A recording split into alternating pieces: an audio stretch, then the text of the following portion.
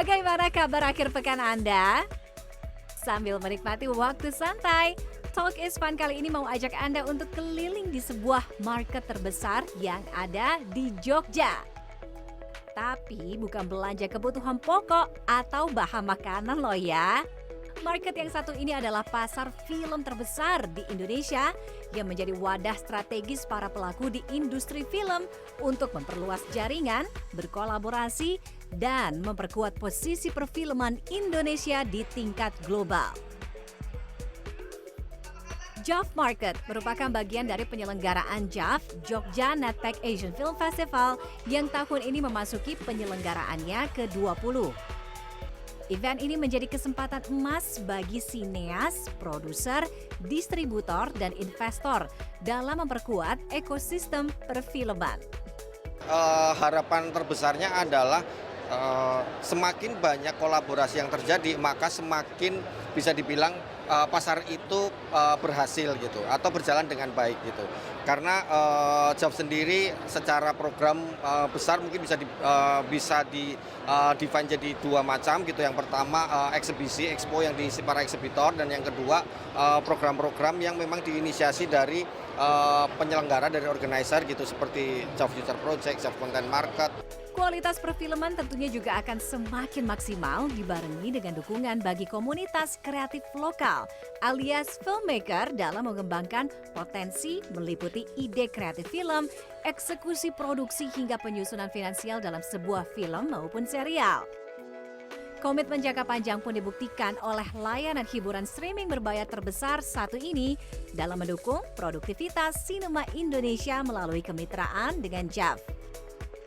Sedikitnya 40 judul film dan serial Asia Tenggara masuk daftar Top 10 Global Netflix tahun 2025, membuktikan produk sinema Indonesia juga punya peluang mendapat perhatian dan pengakuan penonton dunia.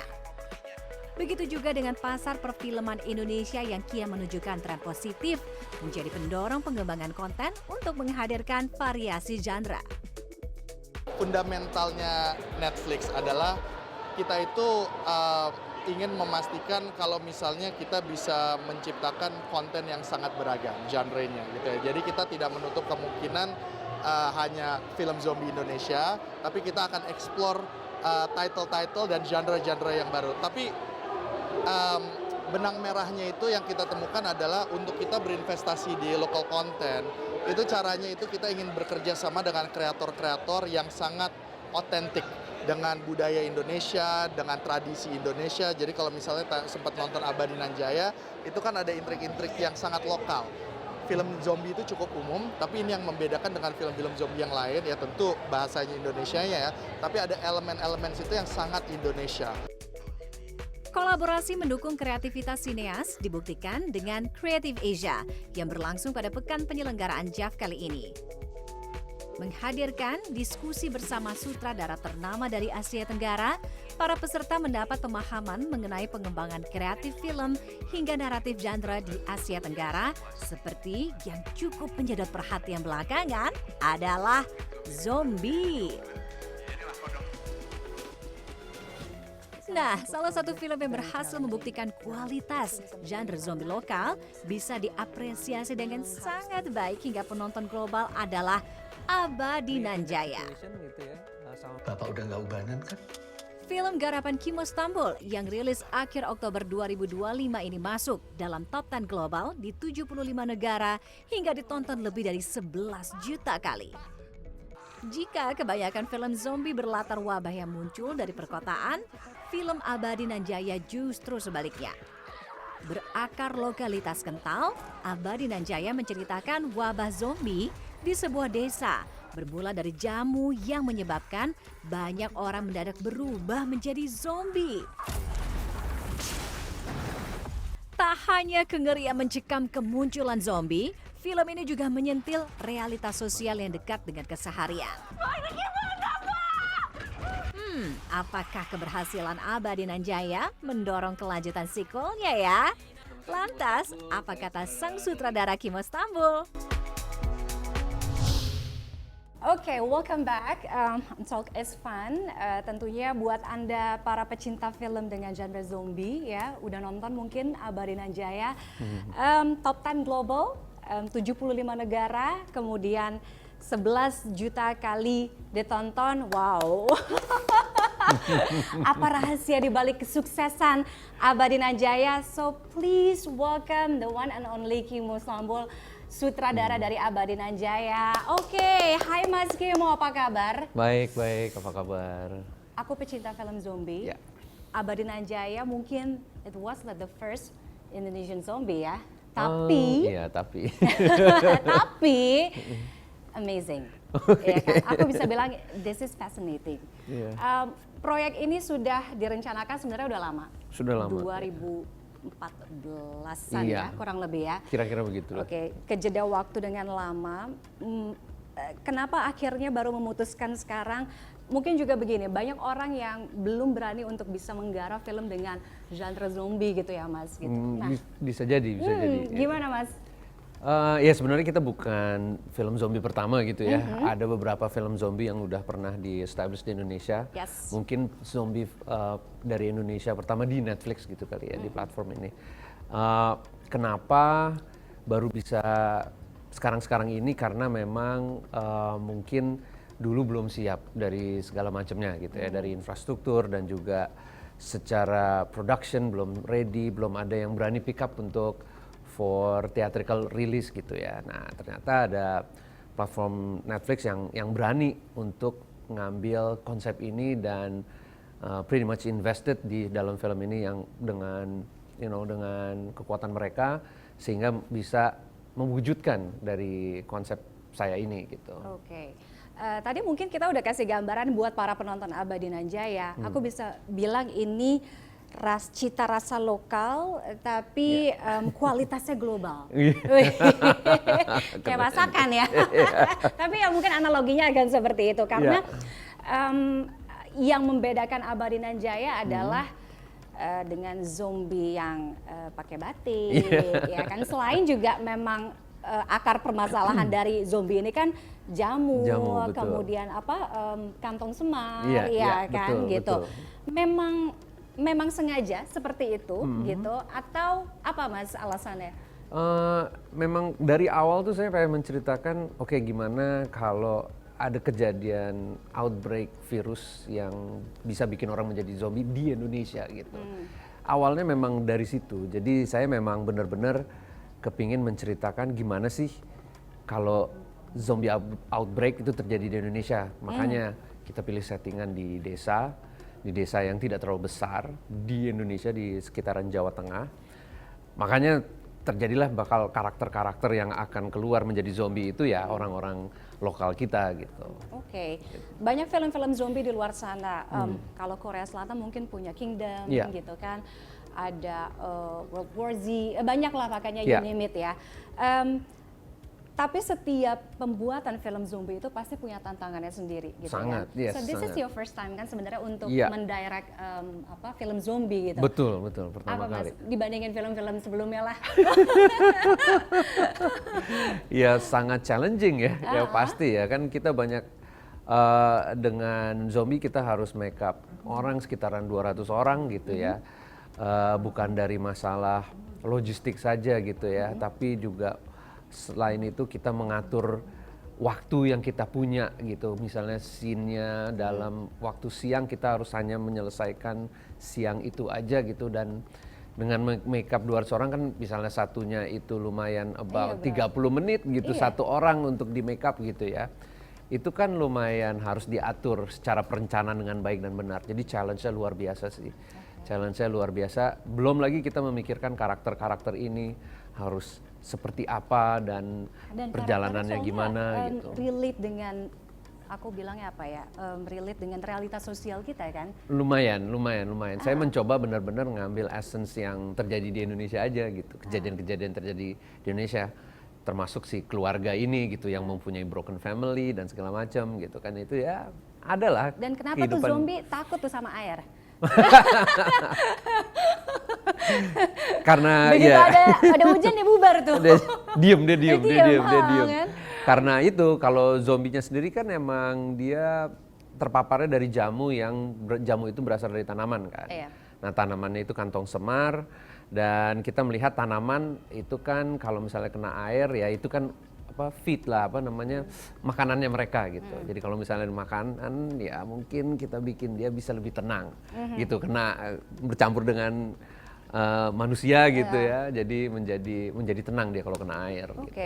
Setelah mendirect Zombie Abadi Nanjaya gitu ya. Kalau Yes. ditanya 3 essential things gitu ya ketika mendirect Zombie itu apa key-nya? Waduh. Wah, kalau zombie yang berbeda gitu ya. Pertama kita juga kalau kita ngomongin film zombie partikular gitu ya. Mungkin kita ngelihatnya gimana secara detail dari make up dan dari perilaku gerakan movement itu sendiri, terutama yang dekat dengan kamera itu kita harus memperhatikan lebih detail. Karena terkadang kan misalnya ada pemeran utamanya dikejar sama zombie, tapi di layer belakangnya ada zombie-zombie yang sedang mengejar, itu kita harus perhatikan detail apakah ada mata soft lens yang copot atau make up yang miss gitu. Jadi detail definitely lumayan lebih dari film yang lain, right? Yang kedua gimana caranya kita ngelihat skripnya lagi gitu, apakah movement karakter ini udah sesuai dalam arti logikanya apa tidak gitu. Kenapa dia ke kiri, kenapa dia ke kanan, itu kita harus memperhatikan lagi gitu. Dan pada saat kita di lapangan, terkadang kita ngelihat enggak sih, kayaknya dia cabutnya ke situ deh gitu. Nah yang seperti hal-hal seperti itu tuh terkadang memang pada saat kita eksekusi di lapangan itu bisa saja berubah gitu. Dan kita harus bisa mengadaptasi itu dengan cepat. Karena gitu. di Abadi Nanjaya itu aku bisa bilang zombie feels so real. Ya kan, gimana gerakannya, ya kan, terus ya make up semuanya gitu ya. Nah yang menarik di setiap film zombie tuh mungkin mostly si tokoh utama atau karakter utamanya ini bisa dibilang jadi hero-nya lah gitu, kayak kekuatan utamanya. Tapi karakter utamanya, iya betul. Kalau di Abadi Nanjaya memang tidak didesain seperti tidak didesain seperti itu karena di dunianya Abadi Nanjaya sendiri kita masih bingung gitu, zombie itu apa gitu. Kalau kita udah mengetahui zombie, kita tahu kita harus mematikannya caranya gimana dan bereaksi seperti apa bila mana ada zombie menyerang. Tapi di dunia ini, di dunia Abadi Nanjaya itu tidak ada. Zombie itu tuh tidak pernah ada. Makanya ada dialog yang kenapa sih mereka kesurupan gitu. Lebih familiar dengan terhadap hal tersebut gitu. Jadi beda treatmentnya. Nah di sini sehingga terlihatnya tidak ada seorang heroik yang bisa sejago itu untuk mengatasi situasi ini gitu. Jadi it's kind of real sih. Tapi kalau misalnya memang sekarang walaupun kita udah tahu zombie itu ada, terjadi nih, saya rasa mereka tidak akan jauh dari karakter-karakter di Abadi Nanjaya gitu loh. Mereka akan pasti kaget dulu dan tidak bisa cepat bereaksi seperti ya film-film zombie pada umumnya ya. Gitu. Film-film Mas Kimo sebelumnya horor, aku bisa bilang thriller juga, kemudian sekarang zombie. Mana yang lebih menyeramkan dan menyesakkan? Dikejar hantu atau dikejar zombie, Mas? Wah, kalau personally saya sih kayaknya dikejar zombie sih. Kalau hantu kayaknya ya semoga dengan baca doa dan itu bisa hilang dia. Tapi penyuka film zombie juga? Sangat. Sangat. Ya dong. Penyuka film zombie dong. Zombie movies yang paling disuka? Train to Busan mungkin salah satunya, Korean movie. Tadi udah disebutin World War Z juga bagus. Gitu. Terus apa lagi ya? Dawn of the Dead juga satu referensi film ini juga. Kalau di Netflix ada #Alive juga, itu juga bagus. Kingdom bagus sekali. Ya banyak sih sebenarnya sih. Almost zombie film itu menurut saya ada keunikan sendiri. Dan dari film-film itu juga akhirnya bisa mengaplikasikan bisa di Abadi Nanjaya ini sebagai inspirasi. Jadi inspirasi ya. Kalau kita ngomongin film zombie, mungkin di Indonesia genre ini tuh belum terlalu it's popular pasti, ya kan, for viewers untuk para penonton merasa punya segmennya sendiri lah. Tapi mungkin untuk sineas, Iya. untuk director gitu belum bisa menjadi film yang banyak keluar gitu ya genre-genrenya gitu.